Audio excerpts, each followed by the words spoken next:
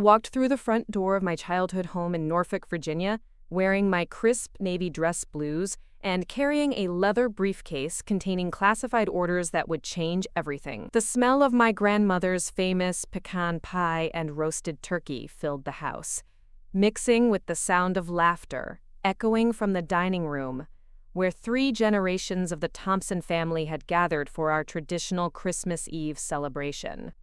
I'd love to know which corner of the globe you're watching from. And if this story speaks to you, make sure to subscribe. Tomorrow's video is one you absolutely can't miss. But the moment I stepped into that warm, crowded room, the laughter died. My sister Jessica looked up from helping our 5-year-old nephew with his plate and shook her head with that familiar expression of disappointment I'd grown to expect. My mother, Dorothy Thompson, paused mid-sentence while telling everyone about the new community center she was helping to organize. And my father, Frank Thompson, set down his coffee cup with the kind of deliberate control that meant he was trying not to lose his temper. It was my Aunt Rebecca who broke the silence first. She stood up from her chair at the head of the table, her face flushed with the kind of righteous indignation that only comes from too much wine and years of stored-up resentment. "There she goes again," Rebecca announced to the entire room, her voice carrying that particular tone of disappointed authority that had made family gatherings uncomfortable since I was 12 years old. Showing up in that uniform like she's better than the rest of us, like her Navy career is more important than family. The room went dead quiet. I could feel every eye on me. My cousins, my aunts and uncles, my grandparents, even the kids who had stopped eating to stare at the adults. The Christmas tree lights twinkled in the corner, casting colorful shadows across faces that had suddenly turned cold and judgmental. "You know what, Samantha?" Rebecca continued, her voice getting louder with each word. "You've officially ruined Christmas. Again. We planned this entire celebration around your leave schedule, bought extra presents, cooked your favorite foods, and now you're going to abandon us for some Navy emergency that's apparently more important than the people who raised you." I stood there in the doorway, still holding my briefcase, feeling the weight of 28 years of this same conversation, the same accusations, the same fundamental misunderstanding of everything I'd worked for, everything I'd sacrificed, everything I'd achieved. But this time was different. This time, I wasn't carrying routine paperwork or standard deployment orders. This time, the briefcase in my hands contained something that would prove, once and for all, that my choice to serve hadn't been a selfish abandonment of family responsibility. 3 hours earlier, I had been standing in the office of Rear Admiral Catherine Wells at Naval Station Norfolk, receiving the most significant assignment of my career. The orders in my briefcase weren't just deployment papers. They were authorization to lead Operation Steel Harbor, a classified joint naval operation that would put me in command of 4 destroyers and 2 guided missile cruisers across the Atlantic Fleet. At 28 years old, I was about to become the youngest woman in Navy history to command a 6-ship task force during active operations. The assignment had come not through political connections or family influence, but because of a tactical innovation I'd developed that was about to be tested in the most challenging maritime environment the Navy had faced in decades. But looking around that dining room at the faces of people who had spent years telling me I was wasting my life, I realized they had no idea who I had become. To them, I was still the stubborn teenager who had chosen the Naval Academy over the state university scholarship they thought made more sense. I was still the young woman who had picked military service over settling down with a nice local boy and starting a family like my sister had done. They saw my uniform and saw abandonment. They saw my dedication to the Navy and saw selfishness. They saw my success as an officer and saw a rejection of everything they valued. "Rebecca," I said quietly, my voice steady despite the anger building in my chest. "You have no idea what you're talking about." "Oh, I know exactly what I'm talking about," she shot back. "I'm talking about a woman who thinks her career is more important than being here for the people who love her. I'm talking about someone who shows up to family dinner in a military uniform like she's making some kind of statement about how superior she is to the rest of us ordinary people." My father cleared his throat, the way he always did when he was about to deliver one of his lectures about responsibility and priorities.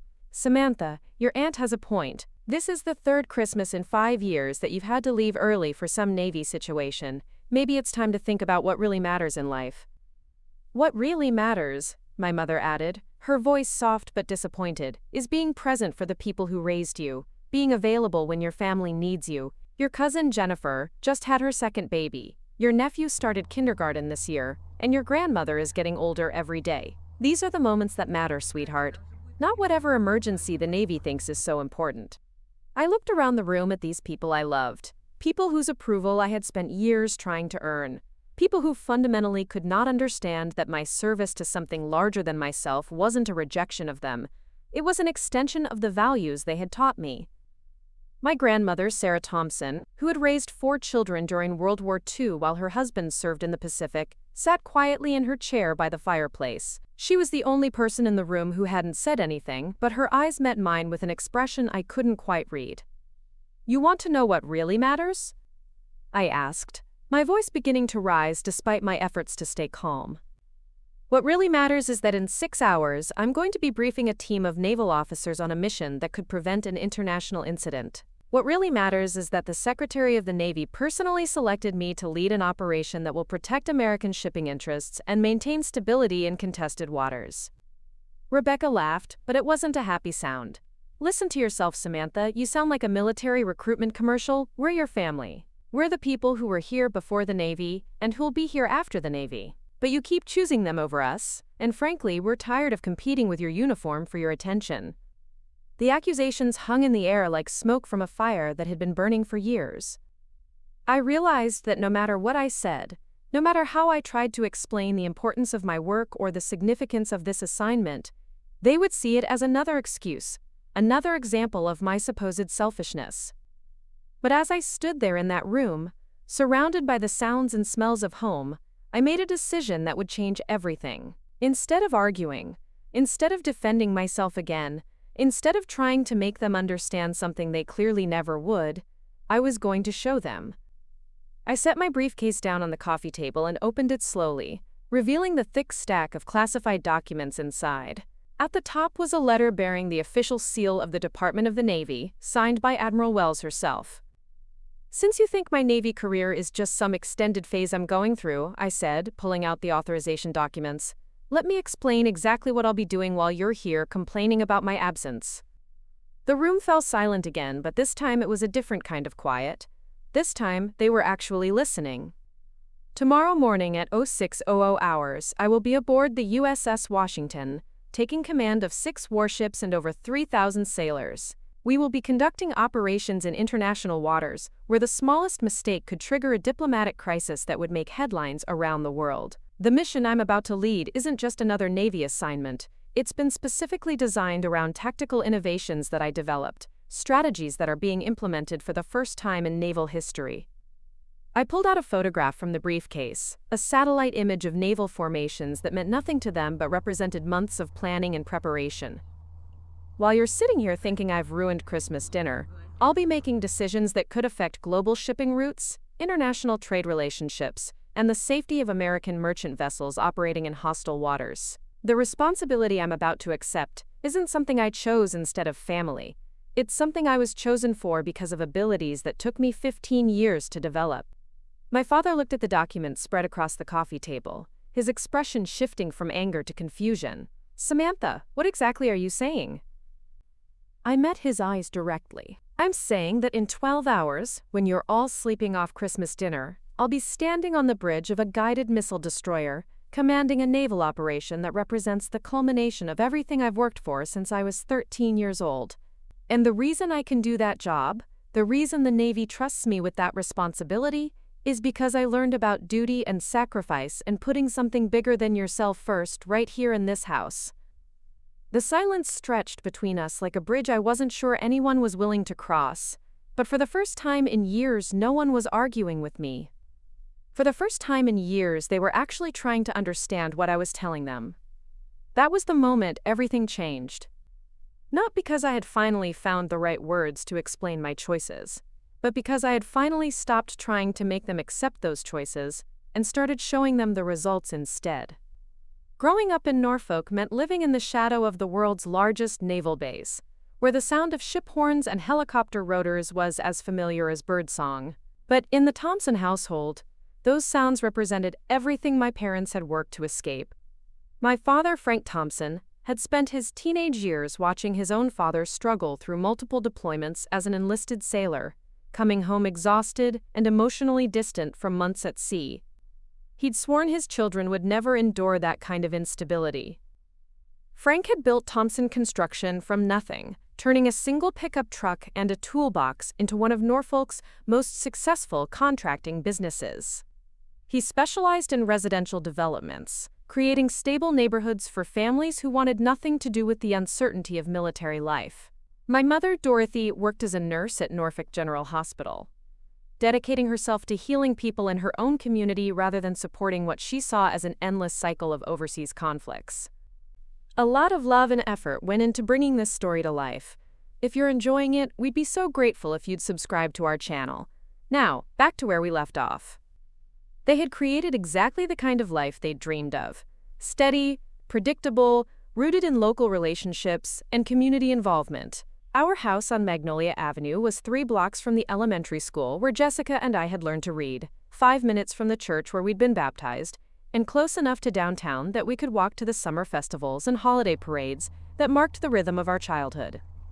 But it was my great-uncle, Captain William Mac Macready, who opened my eyes to a completely different way of understanding naval service. Uncle Mac wasn't like the tired, distant sailors my father remembered from his childhood. He was everything the Navy could produce at its absolute best: intelligent, worldly, and possessed of a quiet confidence that came from having successfully navigated some of the most challenging situations the maritime world could offer.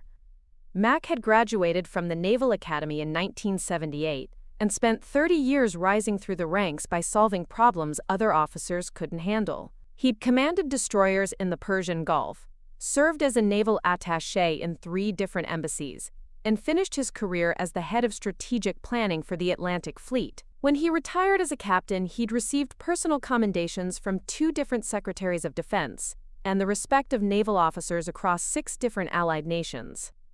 More importantly, for a curious 13-year-old girl, Uncle Mac was the best storyteller I'd ever encountered. Every Thanksgiving and Christmas, while the adults talked about local politics and neighborhood gossip, Mac would find me reading in some quiet corner of the house and begin sharing stories that transported me to places I'd never imagined. He told me about coordinating rescue operations during Hurricane Katrina, when naval vessels became floating command centers that saved thousands of lives. He described diplomatic receptions in Hong Kong, where a single conversation could prevent international incidents that might otherwise escalate into trade wars. He explained how modern naval operations required not just seamanship, but expertise in everything from satellite communications to international law to cultural anthropology. "Samantha," he said one December evening when I was 14, sitting beside me on the porch swing while the rest of the family watched football inside. "Most people think the Navy is about ships and guns and following orders. But the real Navy, the Navy that matters, is about problem solving on a scale most people can't imagine." He pulled out his phone and showed me a photograph of himself standing on the bridge of a destroyer, surrounded by officers studying charts and computer displays. "See that woman there?" he asked, pointing to a lieutenant whose focus was completely absorbed by whatever data she was analyzing. Lieutenant Commander Sarah Chen. She developed a new approach to anti-piracy operations that reduced attacks on commercial shipping by 60% in the Indian Ocean. Her innovations are now standard procedure for every NATO naval force. Max scrolled to another photograph, this one showing him in dress whites, shaking hands with a man in an expensive suit. This is at the Singapore Maritime Summit, where I was representing the U.S. Navy in negotiations about freedom of navigation in the South China Sea. The conversation we're having in this picture helped establish protocols that keep international shipping lanes open for billions of dollars in trade every year. I studied the photographs, trying to understand what he was showing me. "Uncle Mac, how is that different from what Dad does? He builds things that help people too." Mac smiled, but his expression was serious.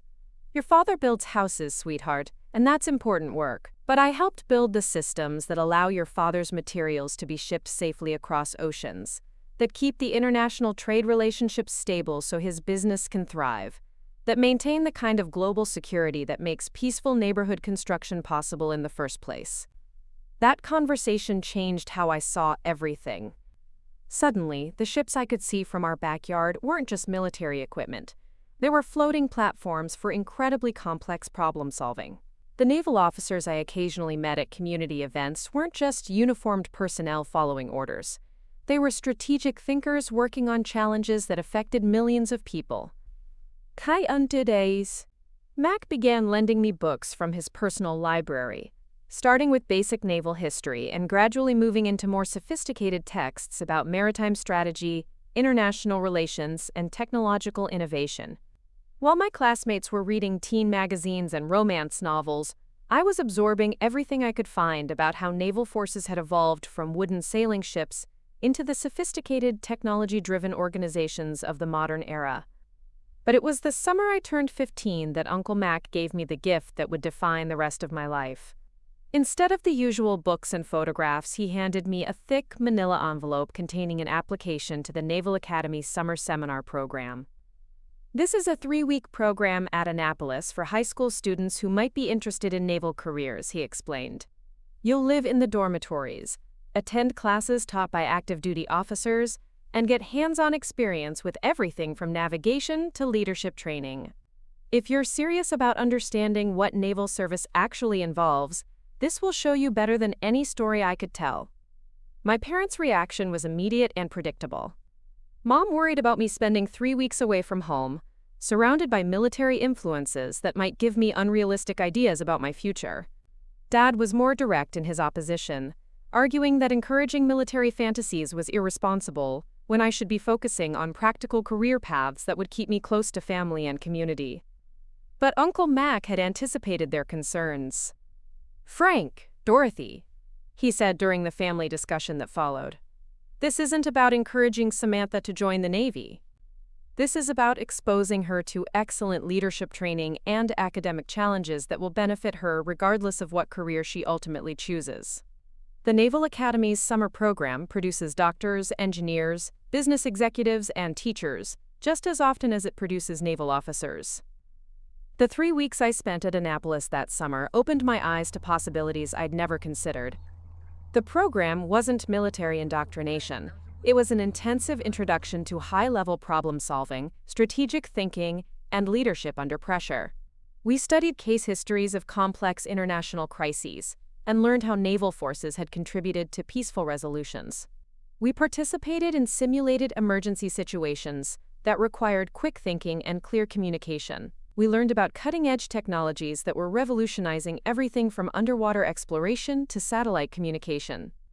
But most importantly, I met other young people who were asking the same kinds of questions I'd been asking. Students who wanted to understand how the world actually worked at the highest levels, who were curious about global systems and international relationships, who were looking for careers that would challenge them intellectually while contributing to something larger than themselves. When I returned home from Annapolis, I was different. Not because I'd been brainwashed or militarized, but because I'd discovered that my natural curiosity about complex systems and strategic challenges could be channeled into a career that would constantly push me to grow and learn.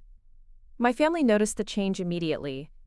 I was more confident in conversations about current events, more interested in understanding the deeper connections between local issues and global trends, more articulate about my own goals and motivations. Instead of being the quiet teenager who preferred reading to social events, I became someone who could hold sophisticated conversations with adults about subjects that mattered. Uncle Mac watched this transformation with obvious satisfaction. During our next conversation on the porch swing, he handed me another envelope. This one containing information about Naval Academy admissions requirements and a timeline for completing the application process. "Samantha," he said, "I've watched you absorb everything I've shared about naval service, and I've seen how you responded to the challenges at Annapolis. You have something that can't be taught: the ability to see complex situations clearly and develop innovative solutions under pressure. The Navy needs officers who think the way you think." I looked at the admissions materials, understanding that accepting them meant committing to a path my parents would never fully support.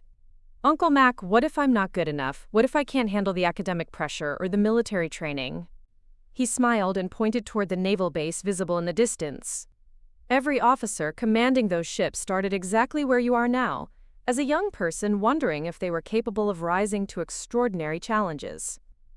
The difference between the ones who succeed and the ones who don't isn't natural talent or family connections. It's the willingness to commit completely to becoming the best version of themselves, even when that means disappointing people who want them to choose easier paths.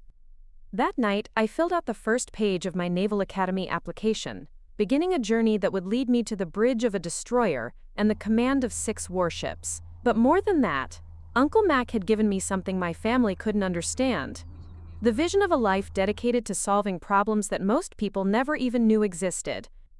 The United States Naval Academy was everything Uncle Mac had promised, and nothing my family had prepared me for. Walking through the gates at Annapolis for the first time as a plebe, I carried a single duffel bag and a determination to prove that a contractor's daughter from Norfolk could excel in one of the most demanding academic and military environments in the country. But within my first week, I discovered that determination alone wouldn't be enough. The Naval Academy wasn't just about studying naval science and military history. It was about being broken down and rebuilt according to standards that had been perfected over more than 150 years of training America's naval officers.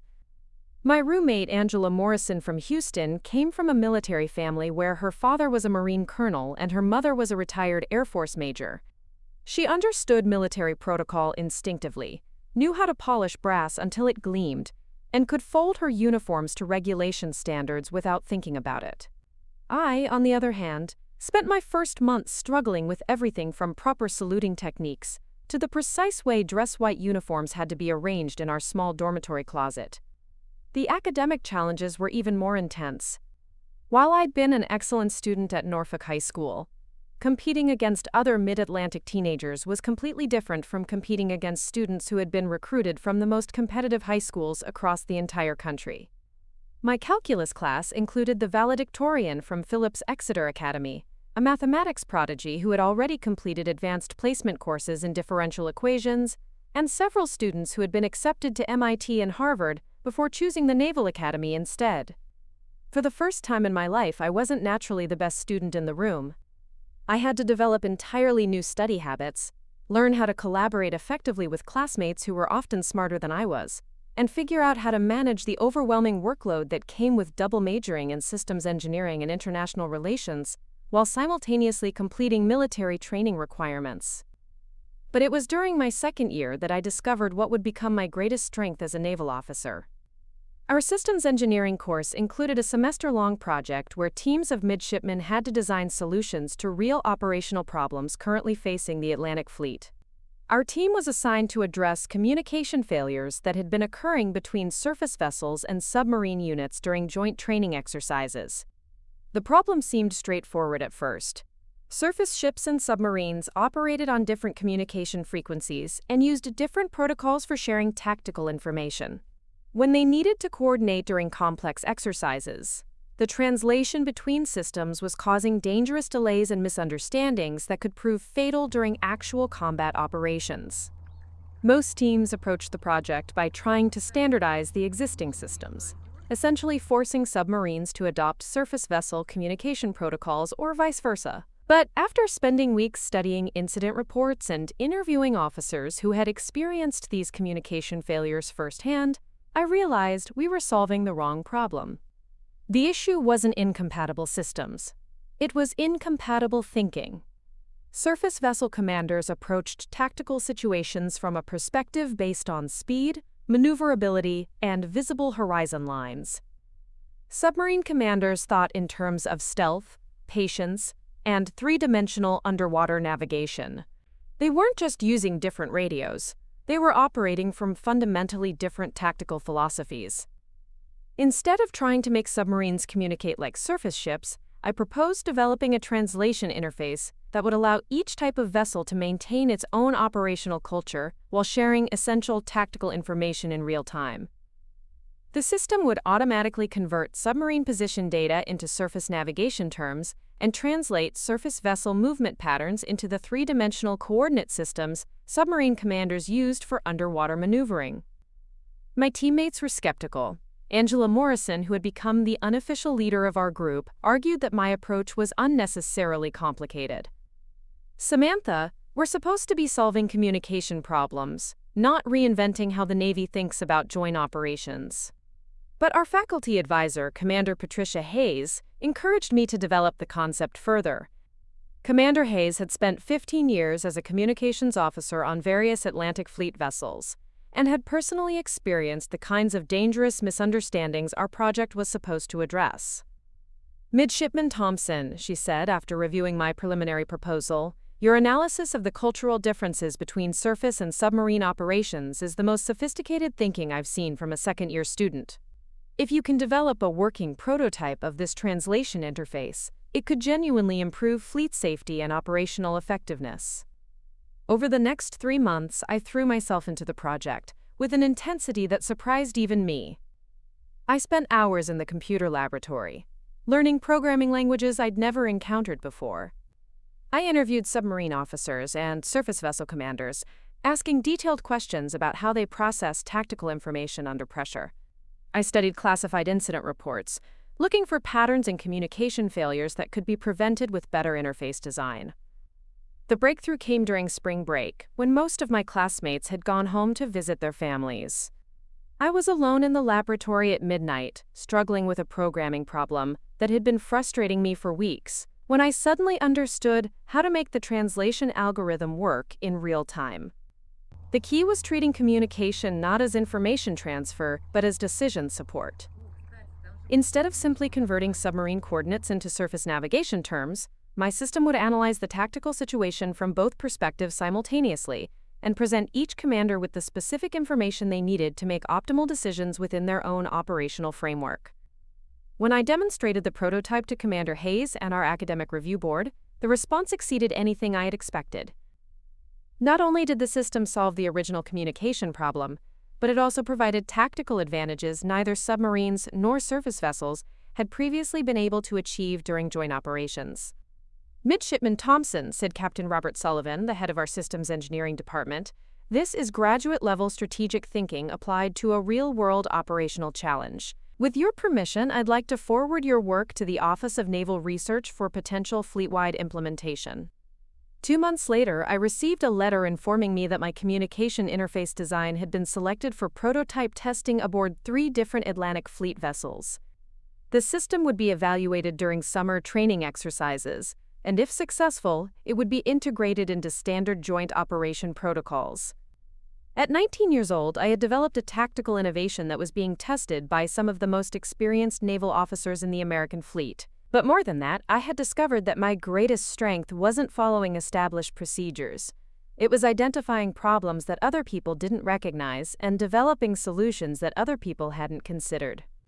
The recognition brought opportunities, but it also brought complications. Senior midshipmen, who had expected to receive the most prestigious summer assignments, were surprised when I was selected for an advanced internship aboard the USS Monitor, a guided missile destroyer known for accepting only the most promising junior officers.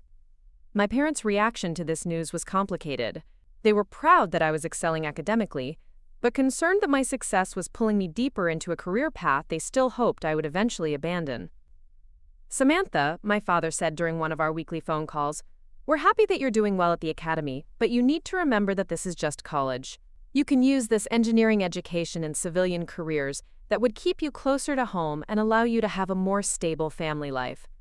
My mother was more direct. "Sweetheart, I've been reading about Naval Academy graduates, and most of them serve for 5 years and then transition into private sector jobs. You could use this training to work for defense contractors or engineering firms right here in Virginia." They meant well, but they fundamentally misunderstood what I had discovered about myself during my time at Annapolis. I wasn't just getting an education. I was becoming the kind of person who could thrive in environments where quick thinking and innovative problem-solving were essential for success. Uncle Mac, however, understood exactly what was happening. During my summer leave before starting my internship aboard the USS Monitor, he took me to dinner at a quiet restaurant overlooking the Chesapeake Bay. "Samantha," he said, studying the letter from the Office of Naval Research that described my communication system's successful testing, "you've accomplished something in 2 years that most officers spend decades working toward. You've proven that you can identify strategic problems and develop solutions that improve operational effectiveness at the fleet level." He paused, watching a destroyer navigate the shipping channel in the distance. "But the real test begins now. Academic success at the Naval Academy is about intellectual achievement. Success as a naval officer requires something different: the ability to lead under pressure, make critical decisions with incomplete information, and earn the respect of sailors whose lives depend on your judgment. That summer aboard the USS Monitor would teach me the difference between theoretical knowledge and practical leadership, but it would also introduce me to the first of many challenges that had nothing to do with navigation, tactics, or technical competence, and everything to do with proving that a young woman could command the same respect as her male counterparts, in situations where respect could literally mean the difference between life and death. My first assignment as Ensign Samantha Thompson aboard the USS Monitor should have been the beginning of everything I'd worked toward. Instead, it became my introduction to a reality the Naval Academy had never prepared me for: the systematic undermining of women officers by colleagues who saw our success as a threat to their own advancement. Lieutenant Commander David Harrison was exactly the kind of officer the Navy held up as a model of professional excellence.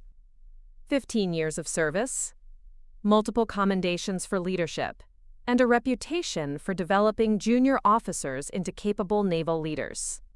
When I reported to his operations department, he greeted me with what seemed like genuine enthusiasm for mentoring a promising academy graduate. "Ensign Thompson," he said during our first meeting in his cramped office aboard the Monitor, "I've reviewed your academic record and your communication systems work.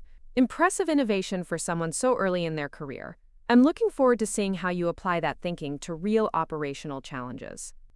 For the first 6 months of my assignment, Harrison appeared to be everything a junior officer could want in a department head. He included me in strategic planning sessions, assigned me to complex technical projects, and seemed genuinely interested in developing my understanding of fleet operations. When the Monitor was selected to participate in a NATO joint exercise off the coast of Portugal, Harrison chose me to serve as his primary technical liaison with Allied communication officers.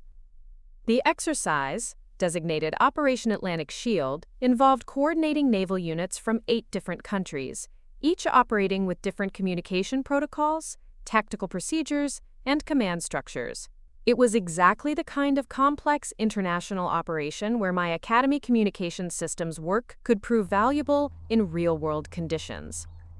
Harrison assigned me to develop integration protocols that would allow seamless information sharing between American destroyers, British frigates, German submarines, and French aircraft carriers. The technical challenges were immense, not just translating between different languages, but coordinating between military cultures that approached naval warfare from fundamentally different strategic philosophies. I spent 3 months preparing for the exercise, working 18-hour days to create interface systems that could handle real-time tactical coordination between vessels that had never operated together before. I developed emergency backup protocols for communication failures, designed redundant systems that could maintain coordination even if primary networks were compromised, and created training materials that could help international crews understand each other's operational procedures. The breakthrough came when I realized that successful international coordination required more than technical compatibility. It required cultural translation. British naval officers made decisions based on centuries of maritime tradition and careful deliberation. German commanders prioritized precision and systematic planning.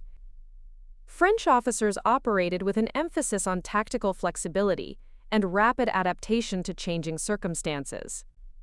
Instead of trying to force all these different approaches into a single standardized system, I designed modular communication interfaces that could adapt to each nation's preferred decision-making style, while maintaining tactical coordination across the entire multinational fleet.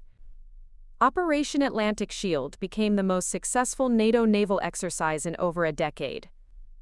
The communication systems I had developed allowed unprecedented coordination between Allied vessels, enabling complex tactical maneuvers that had never been attempted with such a diverse international fleet. The exercise concluded with commendations from senior officers representing all 8 participating nations. But when it came time to present the results to NATO leadership in Brussels, Lieutenant Commander Harrison made a decision that changed everything I understood about naval politics and professional recognition. I was in the ship's communication center, monitoring exercise debriefing reports, when Lieutenant Jennifer Walsh found me with an expression of confused concern. "Samantha," she said quietly, glancing around to make sure we weren't overheard. "I just saw the official exercise report that's being submitted to NATO headquarters. There's something you need to know about how your communication systems are being described."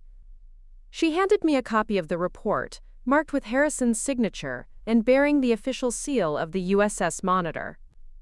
I read through the technical summary, expecting to see my months of work properly documented and credited.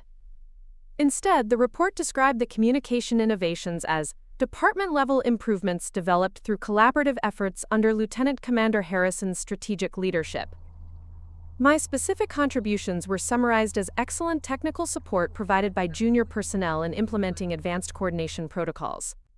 I read the document twice, unable to believe what I was seeing. Every system I had designed, every protocol I had developed, every innovation that had made the exercise successful was being attributed to Harrison's leadership and departmental teamwork.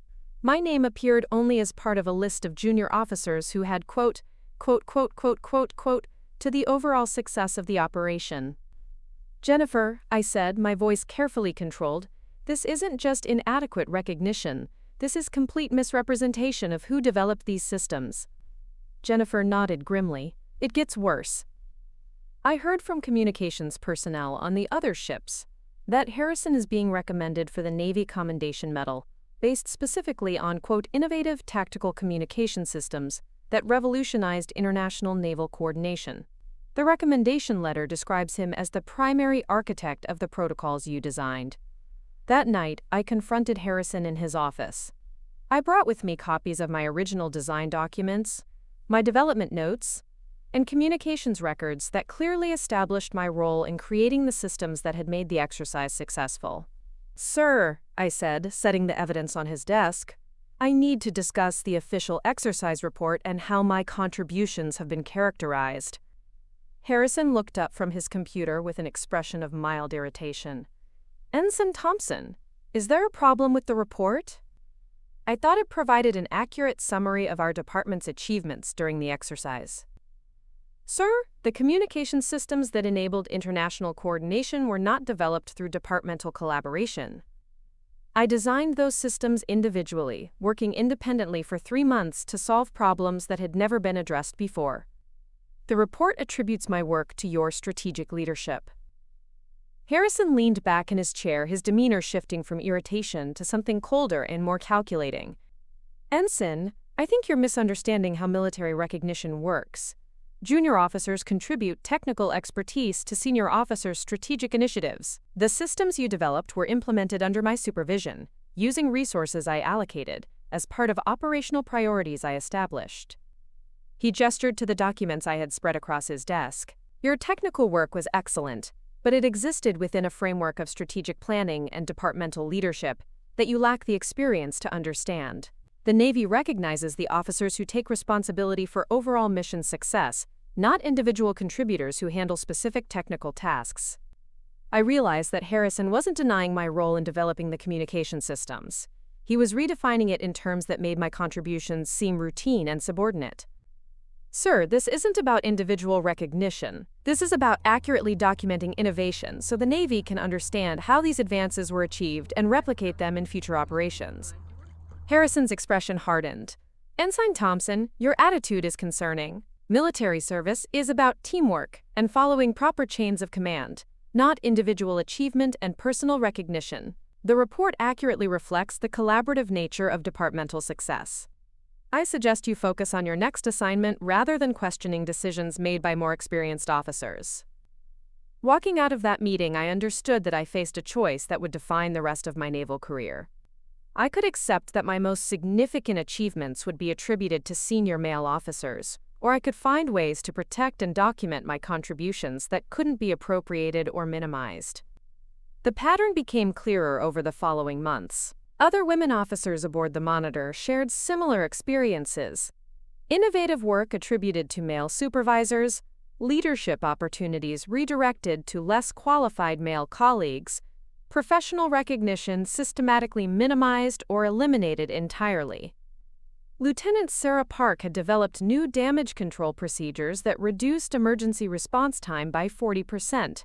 The procedures were adopted fleet-wide under the name Harrison Emergency Protocols. Lieutenant Commander Lisa Rodriguez had created a revolutionary approach to electronic warfare countermeasures that was being studied at the Naval War College. It was officially credited to Captain Mitchell, our commanding officer, as part of his, quote, strategic vision for modern naval defense. I began documenting everything obsessively. I kept encrypted copies of my original work, time-stamped development notes, and communications records that established my role in every project. I started copying myself on technical emails and maintaining detailed logs of my contributions to departmental operations. But the most devastating betrayal was still to come. Commander Margaret Stone had been the first senior female officer to take me seriously as a strategic thinker. She had requested my assignment to her Advanced Tactical Planning Unit, promising mentorship and opportunities to work on cutting-edge naval doctrine development. Commander Stone was everything I aspired to become, respected throughout the Atlantic Fleet, known for her innovative approach to maritime strategy, and apparently committed to advancing women in naval leadership positions. When she assigned me to develop new approaches to littoral combat operations, I believed I had finally found a senior officer who would champion my work and ensure proper recognition for my contributions. For 8 months, I worked on what would become the most significant tactical innovation of my early career, a comprehensive strategy for coordinating air, surface, and submarine assets in shallow coastal waters where traditional blue water naval tactics were ineffective. The project combined everything I had learned about communication systems, international coordination, and adaptive tactical planning. But when the time came to present these innovations to Atlantic Fleet leadership, Commander Stone made a decision that shattered my faith in mentorship and institutional fairness. She presented my entire littoral combat strategy as her own strategic framework, calling it Stone Doctrine, and accepting recognition as the architect of revolutionary tactical innovations that I had spent 8 months developing. Standing in the back of that briefing room, watching my work being presented by someone I had trusted completely, I realized that the challenges I faced weren't isolated incidents of unfair recognition. They were systematic patterns of institutional bias that would continue throughout my career, unless I found ways to build recognition that couldn't be stolen, minimized, or attributed to others. The Navy I had dreamed of joining was supposed to be a meritocracy where excellence was rewarded regardless of background or gender. Instead, I had discovered a system where innovation by women officers was routinely appropriated by male superiors, where mentorship often meant exploitation, and where advancement required not just professional competence, but political sophistication that the Naval Academy had never taught. That night, I made a decision that would change everything. I would stop trusting institutional fairness and start building my own network of documentation, recognition, and professional relationships that couldn't be controlled by officers who saw my success as a threat to their own advancement. The call came at 03:00 hours on a Tuesday morning in March, while I was aboard the USS Yorktown, preparing for a routine training exercise in the North Atlantic.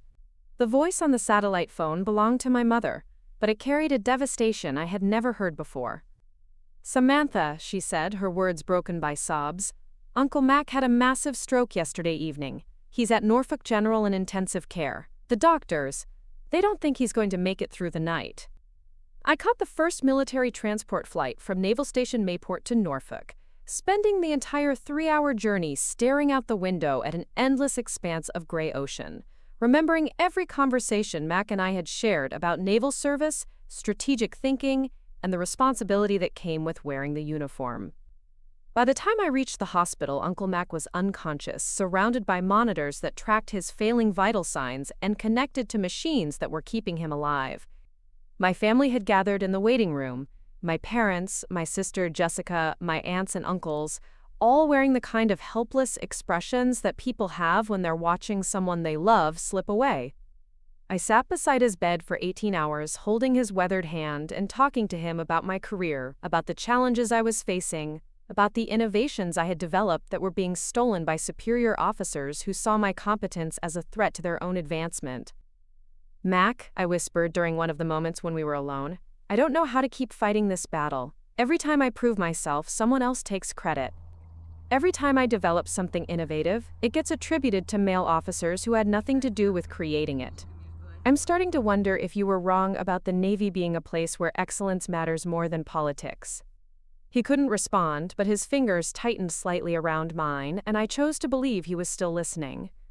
Ex-Uncle Mac died on Thursday morning, just as the sun was rising over Norfolk. I was holding his hand when the monitors went flat, when the machines stopped beeping, when the person who had believed in my potential more than anyone else in the world took his final breath. At his funeral, I was stunned by the number of people who came to pay their respects. Naval officers I had never met, defense contractors, maritime policy experts, and academics from universities across the East Coast. As I listened to the eulogies, I realized that Uncle Mac had been far more influential than I had ever understood.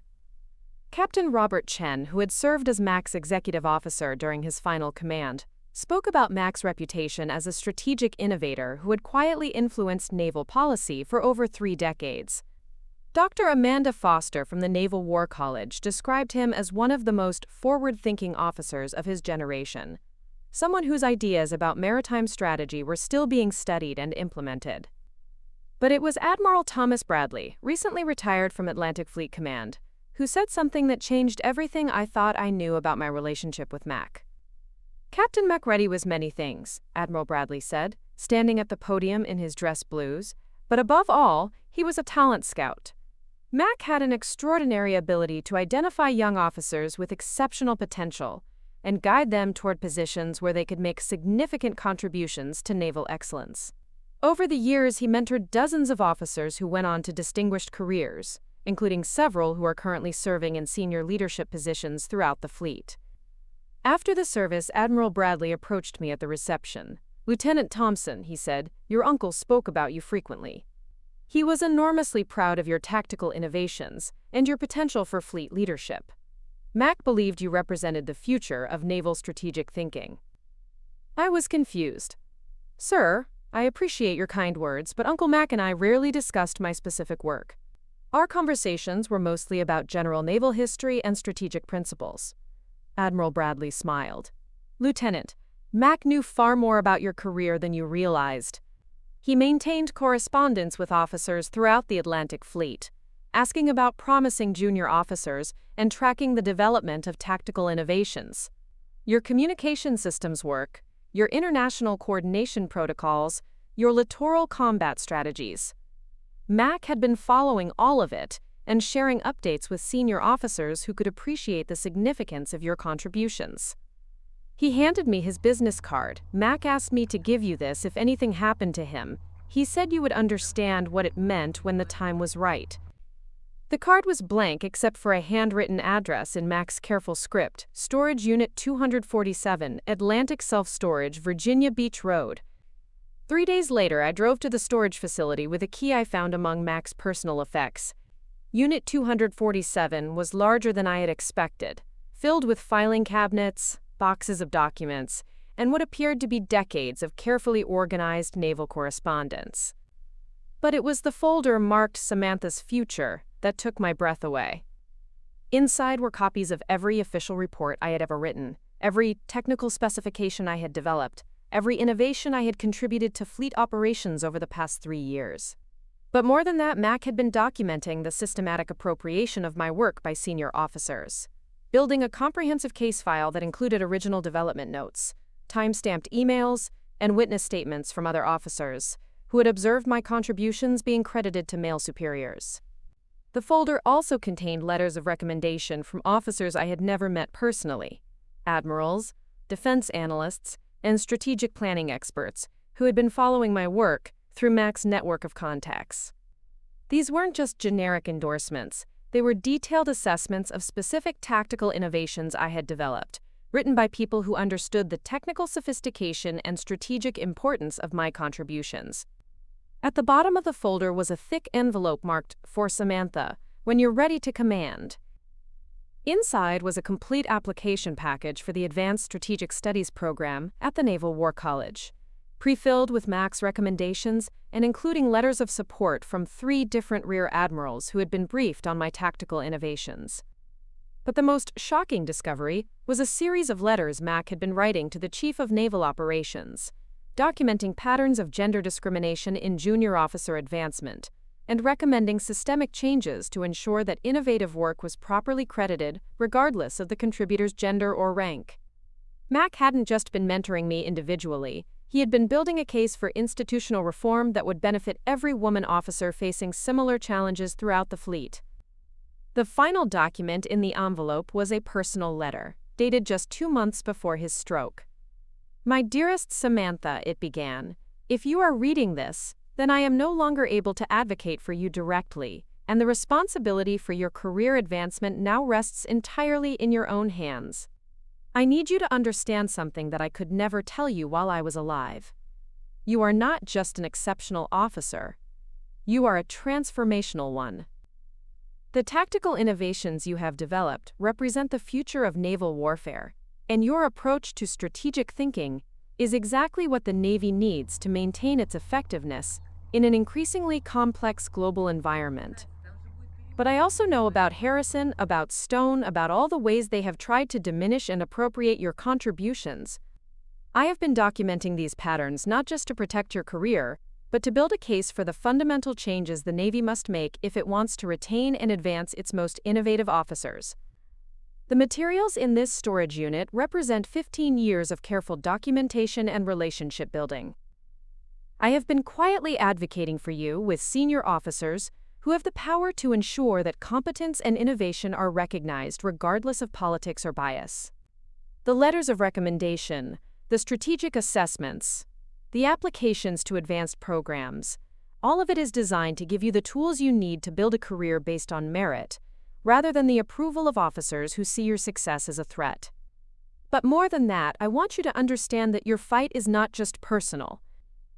Every time a woman officer's work is stolen by male superiors, every time innovative thinking is suppressed because it challenges established hierarchies, every time political considerations override operational excellence, the Navy becomes less effective and the country becomes less secure. You have the ability to change this system, but only if you stop waiting for institutional fairness and start demanding it. The documentation in this unit will help you protect your work and build recognition that cannot be appropriated. The relationships I have cultivated will provide you with advocates in positions of power. The programs I have arranged will give you opportunities to demonstrate your capabilities at the highest levels of naval leadership. But you must be willing to fight for these opportunities. You must be willing to challenge officers who try to minimize your contributions. You must be willing to document everything, demand proper recognition, and refuse to accept that excellence should be subordinated to politics. The Navy needs officers like you, Samantha. The country needs the kind of strategic innovation you represent. But most importantly, the women officers who will follow you need to see that it is possible to succeed through competence and determination, rather than accommodation and compromise. Stop waiting for permission to lead. Stop accepting that your best work will be credited to others. Stop believing that institutional change will happen without people like you demanding it. Command your own career the way you will someday command a fleet, with intelligence, courage, and absolute commitment to excellence. The letter was signed with the same careful script I remembered from childhood, but underneath his signature, Mac had written one final line. "Chart your own course, Fleet Commander." Sitting in that storage unit, surrounded by 15 years of careful documentation and strategic advocacy, I realized that Uncle Mac had been fighting a parallel campaign for institutional change, while I had been fighting individual battles for recognition. He had been building a network of senior officers who understood the value of innovation and merit-based advancement, while I had been struggling against the biases of immediate superiors who saw competence as a threat. But more than that, I understood that Mac's death marked the end of fighting my battles through intermediaries and advocates. From this point forward, I would have to take direct responsibility for protecting my work, building my own recognition, and demanding the kind of institutional changes that would benefit not just my career but the careers of every woman officer who would follow.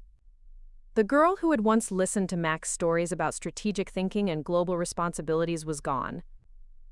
In her place was a naval officer who understood that real leadership meant taking responsibility not just for tactical excellence, but for the systemic changes necessary to ensure that excellence was recognized and rewarded, regardless of who achieved it. I loaded every document from that storage unit into my car and drove back to Norfolk, knowing that the next phase of my career would be defined not by waiting for others to recognize my contributions, but by building the kind of undeniable record of achievement that would force the Navy to confront its own biases and limitations. 3 months after Uncle Mac's funeral, I stood in the briefing room of the Pentagon's Naval Operations Center, facing a crisis that would either validate everything I had worked toward or end my career in spectacular failure. The secure conference room was filled with some of the most senior naval officers in the Atlantic Fleet, all focused on a situation that was escalating beyond anyone's ability to control through conventional means. A massive cargo vessel, the MV Baltic Star, had suffered catastrophic engine failure while carrying 1,200 passengers and crew through the Denmark Strait during the worst North Atlantic storm in 15 years. The ship was taking on water, losing power, and drifting toward Greenland's rocky coastline in seas too rough for standard rescue operations. But this wasn't just a maritime emergency. It was a geopolitical nightmare. The Baltic Star was flagged in Panama, owned by a Russian corporation, carrying passengers from 12 different countries, and now drifting through waters claimed by both Denmark and Norway, while a massive storm made traditional rescue coordination impossible. The problem, explained Rear Admiral Janet Morrison, her voice tense with the gravity of the situation, is that we have rescue assets from 4 different nations responding to this emergency, but they're all operating with incompatible communication systems, different rescue protocols, and conflicting command structures.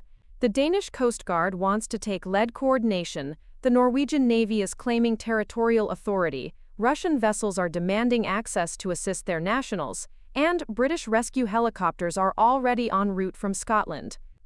She gestured to the tactical display showing vessel positions scattered across hundreds of miles of storm-tossed ocean. Weather conditions are deteriorating rapidly. We have a narrow window to coordinate this rescue before the situation becomes unsurvivable. But every minute we spend arguing about command authority and communication protocols is a minute closer to losing 1,200 lives. Admiral Morrison turned to face me directly. Lieutenant Thompson, your communication systems work during Operation Atlantic Shield is the only precedent we have for coordinating this type of multinational maritime emergency. The Secretary of the Navy has authorized you to take operational command of all U.S. assets responding to this crisis, with full authority to coordinate international rescue efforts. The room fell silent. I was 26 years old, a lieutenant with less than 4 years of active duty experience, and I was being asked to command a rescue operation involving naval forces from 4 different countries during one of the most challenging maritime emergencies in recent history. But more than that, this was happening in front of every officer who had ever questioned my competence, including Lieutenant Commander Harrison and Commander Stone, both of whom had been called to the Pentagon to provide background on the communication systems I had developed, systems they had previously claimed credit for designing. "Ma'am," I said, accepting the tactical command tablet that would give me communication access to all rescue assets, "I'll need direct satellite communication with all responding vessels, authority to modify rescue protocols in real time, and permission to implement coordination procedures that haven't been tested under these conditions." Admiral Morrison nodded. "Lieutenant, you have whatever authority you need to save those lives. The President has been briefed on this situation. The world is watching." For the next 14 hours, I coordinated the most complex international maritime rescue in modern history.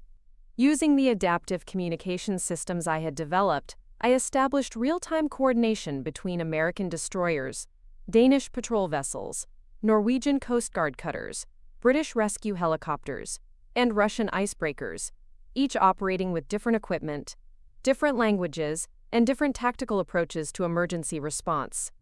The breakthrough came when I realized that successful coordination required more than technical compatibility. It required cultural translation at the tactical level. Danish rescue teams operated with methodical precision and careful planning. Norwegian forces emphasized speed and aggressive action in extreme conditions. British helicopter crews focused on individual evacuations with surgical precision. Russian icebreakers brought massive capability, but required clear, specific coordination instructions. Instead of trying to force all these different approaches into a single standardized protocol, I created real-time tactical assignments that leveraged each nation's strengths while maintaining overall operational coordination. Danish vessels handled systematic passenger evacuation. Norwegian cutters managed dangerous close-approach operations in heavy seas. British helicopters evacuated critical medical cases. Russian icebreakers provided heavy-duty towing capability and weather protection for smaller rescue vessels. The most critical moment came when the Baltic Star's hull began fracturing during 40-foot swells, threatening to break apart before evacuation could be completed. Traditional rescue protocols called for withdrawing to safe distances and waiting for weather conditions to improve, which would have meant certain death for everyone still aboard the ship. Instead, I implemented an untested coordination strategy that positioned rescue vessels in a protective formation around the Baltic Star, using the larger ships as wave breaks, while smaller, more maneuverable vessels conducted evacuation operations in the lee of the storm. All vessels, this is Rescue Command, I announced over the International Coordination Network. We're implementing Emergency Protocol Theta 7. Russian icebreaker Polar Dawn will establish weather protection on the northwest approach. Norwegian cutter Bergen will maintain close approach for evacuation support. Danish vessel Kastrup will coordinate systematic passenger processing. British helicopters will focus on medical emergency evacuations. All vessels acknowledge and confirm coordination. The response was immediate and professional. Rescue Command, this is Polar Dawn. Confirming weather protection position northwest, we have visual on the distressed vessel. Rescue Command, Bergen acknowledging close approach authorization. Beginning evacuation coordination now. Command, this is RAF Rescue 7-2, medical evacuation missions commencing, outstanding coordination, Lieutenant. For 12 hours I maintained tactical command of a multinational rescue operation that saved 1,200 lives in conditions that should have made such a rescue impossible. The operation concluded when the last passenger was evacuated just 40 minutes before the Baltic Star broke apart and sank in the Denmark Strait. The validation was immediate and undeniable. The rescue operation became an immediate case study for international maritime cooperation. NATO headquarters requested complete documentation of the coordination protocols I had implemented. The International Maritime Organization asked me to present the tactical innovations at their next global conference. But the most significant recognition came from an unexpected source. As I was completing the final coordination reports, Commander Stone approached me in the Pentagon briefing room. "Lieutenant Thompson," she said, her voice carrying a humility I had never heard before, "I owe you an apology that should have come years ago. Watching you coordinate this rescue operation, seeing the level of strategic thinking and tactical innovation you demonstrated under ultimate pressure, I realized that I never understood the caliber of officer you actually are." She paused, looking directly at me. The communication systems, the coordination protocols, the strategic frameworks I took credit for, they weren't just technical innovations. They represented a completely different approach to naval operations that I was too limited to appreciate when you first developed them. Lieutenant Commander Harrison stepped forward as well. "Lieutenant, I've spent the last 14 hours watching you command an operation that most admirals would have struggled to coordinate. Your tactical decisions saved 1,200 lives and prevented an international incident. I was wrong to minimize your contributions, and I was wrong to question your readiness for leadership." But it was Admiral Morrison's closing statement that marked the real transformation. "Lieutenant Thompson, based on your performance during this emergency, the Chief of Naval Operations has authorized your immediate promotion to Lieutenant Commander and your assignment as the Navy's lead specialist for international maritime coordination. You'll be developing the protocols that will become standard procedure for multinational rescue operations."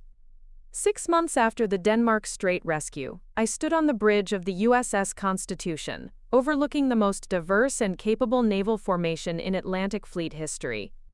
The occasion was the commissioning of the International Maritime Coordination Center, a new command structure I had been selected to lead as the youngest lieutenant commander in modern Navy history. Below us in Norfolk Harbor, my family sat in the VIP section for the first time in my career, finally understanding that their daughter's choice to serve hadn't been about abandoning family responsibility, It had been about accepting responsibilities they hadn't been able to imagine. The ceremony began with Admiral Morrison presenting me with the Navy Commendation Medal for exceptional leadership during the Baltic Star rescue operation. But more than personal recognition, the event marked the implementation of coordination protocols that would fundamentally change how the world's navies responded to maritime emergencies. Today, I began my address to the assembled international naval officers. We're not just commissioning a new command center. We're establishing proof that excellence in naval service isn't about following established procedures. It's about developing the intellectual courage to create new procedures when old ones aren't adequate for the challenges we face. I looked out at the audience, which included officers from 8 different countries, all of whom had participated in rescue operations using coordination systems I had developed. 18 months ago, I was a lieutenant whose tactical innovations were being credited to senior officers who couldn't understand their strategic significance. I was told that individual recognition was less important than teamwork, that junior officers should focus on supporting senior officers' initiatives rather than developing their own innovations. The audience was completely focused, understanding that they were hearing about institutional changes that would affect their own careers and the future of international naval cooperation. But the Denmark Strait emergency proved something that no amount of traditional naval wisdom could have demonstrated, that competence and innovation matter more than rank and politics when lives are at stake. The coordination systems that saved 1,200 people weren't developed through committee consensus or departmental collaboration. They were created by identifying problems that other people hadn't recognized and developing solutions that other people hadn't considered. I paused, seeing Uncle Mac's influence in every face that was listening intently to words he had helped me understand I would someday need to speak. The real victory isn't my promotion or this command assignment.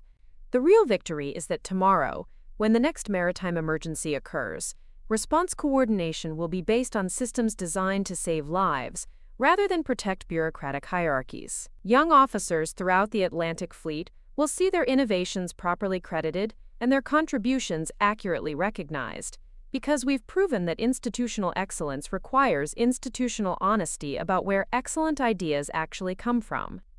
After the ceremony, my father approached me with an expression I had never seen before, not just pride, but genuine awe at what his daughter had accomplished. "Samantha," he said, looking around at the international naval officers who were discussing coordination protocols with obvious respect for my technical expertise, "I owe you an apology that's 15 years overdue. I never understood that when you chose the Navy you weren't abandoning your family's values. You were extending them to responsibilities. I was too small-minded to appreciate." My mother stood beside him holding a newspaper clipping from the Norfolk Virginian Pilot with my photograph on the front page above the headline, "Local Officer Leads Historic International Rescue." "Sweetheart," she said, "we've spent years worrying that your Navy career was taking you away from what really mattered. We never realized that your work was protecting the families of 1,200 people we'll never meet, in countries we'll never visit, who are alive today because of decisions you made under pressure we can't imagine." But the conversation that meant the most happened later that evening, when Ensign Rebecca Martinez approached me at the reception. She was a recent Naval Academy graduate, assigned to her first ship, carrying a small notebook and watching every detail of the ceremony with the same intensity I had shown 8 years earlier. "Commander Thompson," she said nervously, "I've been following your career since the Denmark Strait rescue. I'm developing some theories about integrating artificial intelligence with maritime coordination systems, but my department head says it's too advanced for a junior officer to be working on independently." I smiled, remembering my own desperate attempts to share innovative ideas with senior officers who saw potential as a threat rather than an opportunity. "Ensign Martinez," I said, "advanced thinking is exactly what the Navy needs from its newest officers. Tomorrow morning, report to the Maritime Coordination Center. Your AI integration theories will be fast-tracked for development, and you'll receive full credit for any innovations you develop." 6 months later, Ensign Martinez's artificial intelligence systems were being tested throughout the Atlantic Fleet. She was promoted ahead of schedule and selected for advanced strategic studies at the Naval War College. Her success became another proof point that institutional excellence required institutional support for innovation regardless of the contributor's rank or experience level. The story that began with Uncle Mac's faith in my potential had become something larger than either of us had imagined. It had become proof that when you refuse to accept limitations others place on you, you don't just change your own trajectory, you create new possibilities for everyone who follows. Every time a young officer receives proper credit for tactical innovation, every time maritime emergencies are resolved through competence-based coordination rather than political hierarchy, every time the Navy chooses merit over tradition, Uncle Mac's vision of institutional excellence continues to influence naval operations worldwide. But most importantly, the girl who was once told she was ruining Christmas by choosing duty over dinner plans had proven that some responsibilities transcend family convenience. Not because they're more important than family, but because they extend family-level care and protection to people whose names you'll never know, in places you'll never visit, who depend on your competence and courage for their safety and survival. Standing on that bridge, surrounded by officers from 8 different nations working together using coordination systems I had developed, I understood that Uncle Mac had been right about everything except the timeline. I hadn't just become a naval officer, I had become the kind of officer who changes how naval service itself is understood and practiced. The compass he had given me, intellectual courage combined with strategic thinking, was now pointing toward a horizon where excellence would be recognized and rewarded regardless of who achieved it, where innovation would be encouraged rather than appropriated, and where the next generation of naval officers would inherit a system that valued competence over politics and results over relationships. That direction, as Uncle Mac had always promised, led toward true north, excellence in service of something larger than yourself, protected and recognized, so it could inspire others to achieve excellence of their own. Looking for more? We've got 2 amazing stories ready for you right on screen. If this one touched you, these are absolutely worth your time. Click to watch them now. And hey, subscribe and hit that bell to never miss our latest uploads.